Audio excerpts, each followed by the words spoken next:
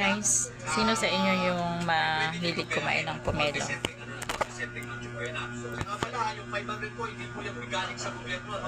Maganda ito guys kasi mainit ngayon.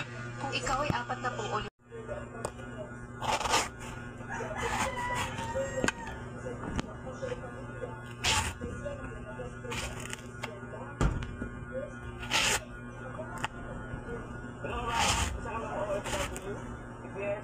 Okay guys, kain na tayo ng pomelo guys.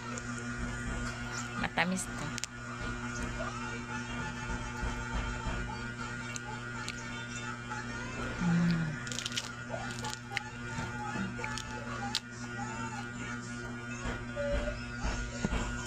Guys, umarangkada naman ang init guys. Kahit bago pang ligo ako guys. Ayan na.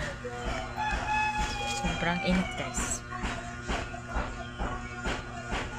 Kaya, kain na lang natin ng pomelo to.